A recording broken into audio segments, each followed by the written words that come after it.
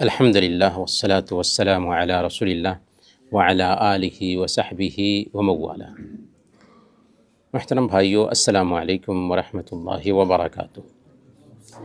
آج کی اس فجر کے بعد کی مجلس میں ہم اخلاقی خوبیوں میں سے ایک اہم خوبی بردباری کے بارے میں جانیں گے کہ ہم اپنے اندر بردباری کیسے پیدا کریں۔ بردباری کیا ہے؟ بردباری کہتے ہیں کہ غصے کے وقت ایک انسان اپنے آپ پہ کنٹرول رکھے۔ غصہ جب آتا ہے تو ایک انسان عام طور پر آپے سے باہر ہو جاتا ہے۔ اللہ کے نبی صلی اللہ علیہ وسلم کے پاس ایک آدمی آیا، اس نے اللہ کے نبی صلی اللہ علیہ وسلم سے گزارش کی کہ مجھے وصیت کیجیے۔ آپ نے فرمایا کہ لا تغضب، غصہ مت کرو۔ تو غصہ کا نتیجہ بہرحال اچھا نہیں ہوتا، اسی لیے ایک مومن جو ہے نا بردبار ہوتا ہے۔ قیس بن عاصم رحمۃ اللہ علیہ سے پوچھا گیا بردباری کیا ہے، تو انہوں نے کہا کہ ان تصل من قطعک وتعطی من حرمک وتعفو عن من ظلمک، کہ جو رشتہ کاٹے اس کے ساتھ تم رشتہ نبھاؤ، جو محروم کرے اسے عطا کرو، اور جو ظلم کرے اس کو معاف کر دو۔ یہ ہے بردباری۔ برکیف بردباری کیسے پیدا کریں؟ اس سے پہلے اللہ کے نبی صلی اللہ علیہ وسلم کی بردباری کے ایک دو واقعات سنیں گے تو بردباری کا صحیح مفہوم ہمیں سمجھ میں آئے گا۔ اللہ کے نبی صلی اللہ علیہ وسلم ایک مرتبہ کہیں جا رہے تھے، ایک دیہاتی پیچھے سے آپ کی چادر کو پکڑتا ہے زور سے اور اس قدر تیزی کے ساتھ کھینچتا ہے کہ آپ کی گردن پر اس چادر کے نشانات ظاہر ہو جاتے ہیں، اور آپ سے خطاب کرتے ہوئے کہتا ہے کہ اے محمد، تیرے پاس اللہ کے مال میں سے جو مال ہے اس میں سے کچھ دینے کا حکم دو۔ اللہ کے نبی صلی اللہ علیہ وسلم اس کی طرف دیکھتے ہیں، مسکرا دیتے ہیں، اور آپ اس کو بیت المال میں سے کچھ دینے کا حکم دیتے ہیں۔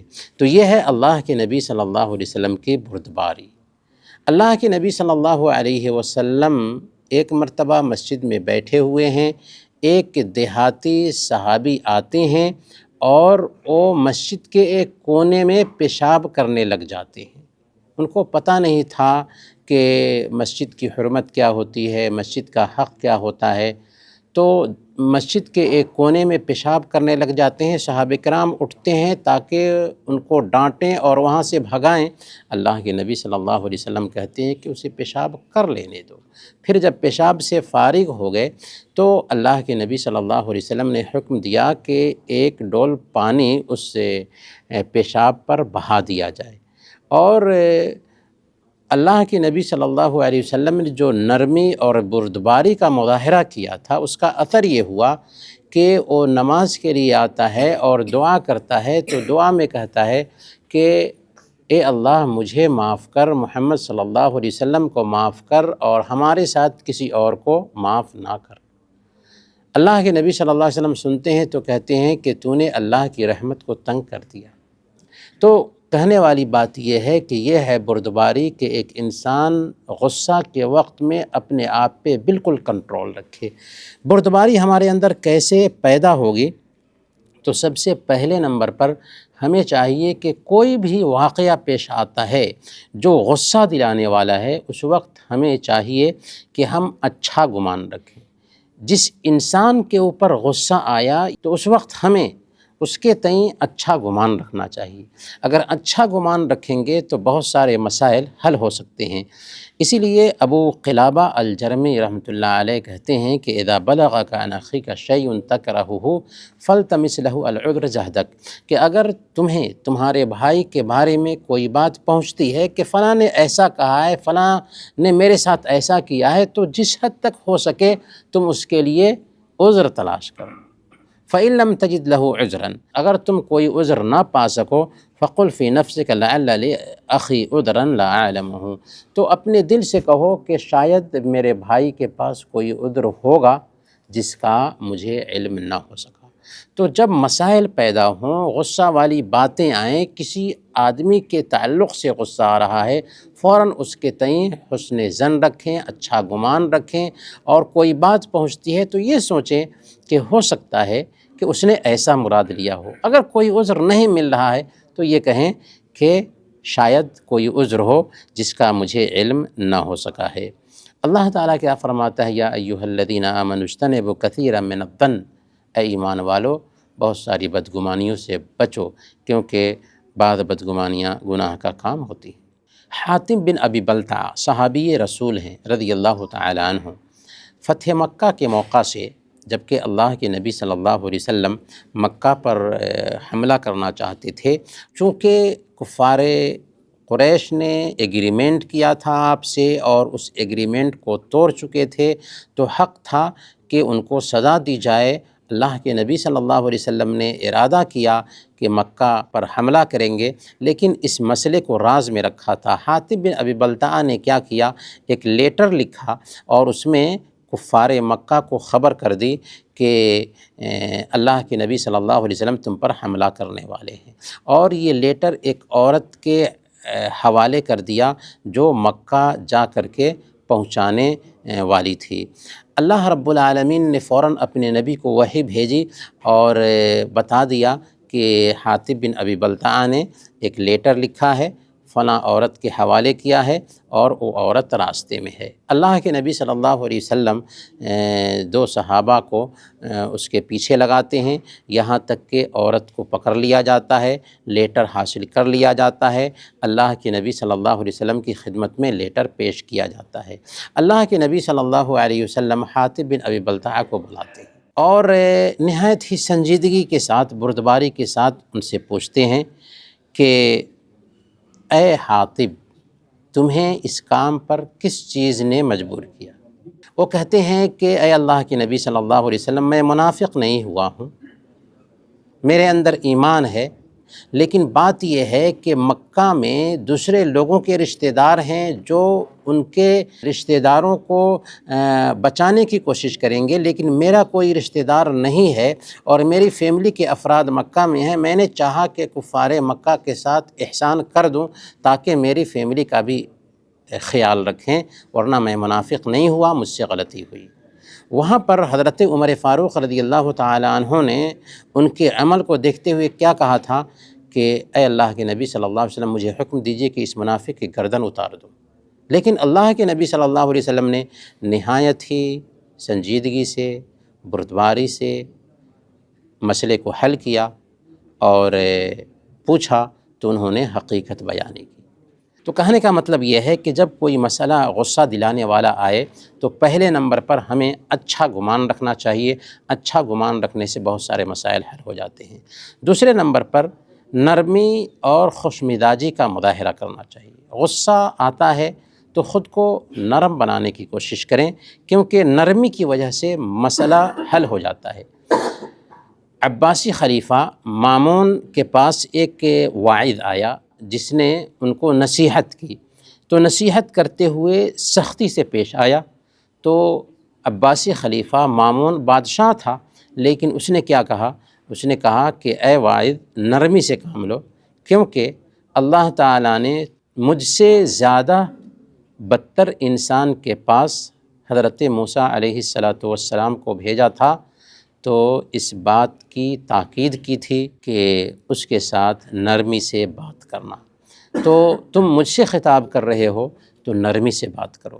تو یہاں پر بھی آپ غور کریں کہ خلیفہ مامون سختی سے پیش آ سکتا تھا، لیکن اس نے نرمی کا مظاہرہ کیا۔ تو جب کوئی غصہ دلانے والی بات آئے تو وہاں پر ہم نرمی کا مظاہرہ کریں گے تو معاملہ آسان ہوگا۔ تیسرے نمبر پر ہمیں چاہیے کہ کسی نے برائی کیا ہے تو ہم برائی کا بدلہ برائی سے نہ دیں، بلکہ اچھائی سے دینے کی کوشش کریں۔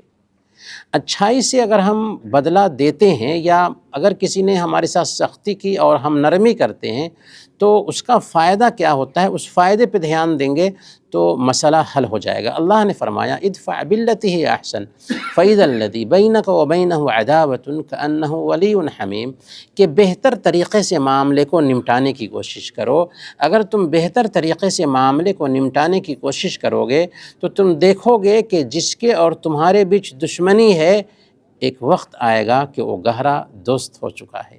تو اگر ہم معاملہ غصہ دلانے والا ہے، وہاں پر ہم کوئی آدمی سختی کرنے والا تھا، ہم اس سے نرمی کرتے، اس کی بات کو انگیز کر لیتے ہیں، اس کے غصہ دلانے پہ ہم آپے سے باہر نہیں ہوتے، تو کیا ہوتا ہے اس کا اثر کہ وہ بندہ جو ہم سے دشمنی کر رہا تھا، ایک وقت آتا ہے کہ وہ ہمارا دوست بن جاتا ہے۔ اس لیے ہمارا اسلام ہمیں یہ کہتا ہے کہ برائی کا بدلہ اچھائی سے دے۔ احنف بن قیس رحمۃ اللہ علیہ کو کسی نے گالی دیا جبکہ وہ راستے سے گزر رہے تھے، اور وہ گالی دیتا رہا اور احنف بن قیس اس کے ساتھ چلتے رہے۔ جب اپنے گھر سے قریب ہوئے تو احنف بن قیس نے اس سے خطاب کرتے ہوئے کہا کہ تم کو جتنی گالی دینی ہے گالی دے لو، کیونکہ اگر میرے قبیلے کے نوجوانوں کو پتہ چل گیا کہ تم مجھے گالی دے رہے ہو تو تیرے ساتھ سختی سے معاملہ کریں گے، تیرے ساتھ سختی سے معاملہ کریں گے۔ تو بندہ گالی دے رہا ہے اور گالی کو سن رہے ہیں، یہاں تک کہ کہتے ہیں گھر تک پہنچنے کے بعد کہ دیکھو تم کو جتنی گالی دینی ہے میں ہوں، تم ہو، گالی دے لو۔ اگر اس قبیلہ کے نوجوانوں کو پتہ چل گیا کہ تم مجھے گالی دے رہے ہو تو تیری حالت خراب کر دیں گے، اس لیے جتنی گالی دینی ہے گالی دے لو۔ تو اس انداز میں جب ہم معاملہ کرتے ہیں کہ کوئی انسان میرے ساتھ بدتمیزی سے پیش آیا ہے، برا کیا ہے، تو ہمارا نقصان نہیں کر رہا ہے، نقصان اپنا ہی کر رہا ہے۔ ہم اگر برائی کا بدلہ اچھائی سے دے دیتے ہیں تو اس کا فائدہ یہ ہوتا ہے کہ وہی بندہ جو ہمارے ساتھ زیادتی کر رہا تھا ہمارا دوست بن جاتا ہے۔ اور نادانوں اور جاہلوں کی بات کو خاطر میں نہیں لانا چاہیے، سمجھنا چاہیے کہ بہت سارے ایسے نادان ہوتے ہیں، گنوار ہوتے ہیں، جن کی طبیعت ہوتی ہے سختی سے پیش آنا۔ اگر وہ نادانی کا مظاہرہ کر رہا ہے تو میں نادانی کا مظاہرہ کیوں کروں، میں نرم ہی بنوں گا۔ اور ایک آخری نقطہ یہ ہے کہ اپنے آپ کا بھی جائزہ لینا چاہیے، اپنی کمی بھی تلاش کرنی چاہیے۔ ٹھیک ہے دوسرے آدمی نے غصہ دلایا ہے، لیکن ہم بھی تو غور کریں کہ ہمارے اندر کتنا غصہ ہے۔ اور اس وقت اگر ہم یہ سوچیں گے کہ جس رب کے ساتھ ہم معاملہ کرتے ہیں وہ رب ہمارے بہت سارے جو گناہ ہیں، بہت ساری ہماری جو کمیاں ہیں، ان گناہوں کو اور ان کمیوں کو لگاتار معاف کر رہا ہے، تو جب اللہ تعالیٰ جس کے ساتھ ہم زیادتی کرتے ہیں ہمارے گناہوں کو، ہماری کمیوں کو معاف کر رہا ہے، تو ہم دوسروں کو کیوں نہ معاف کریں۔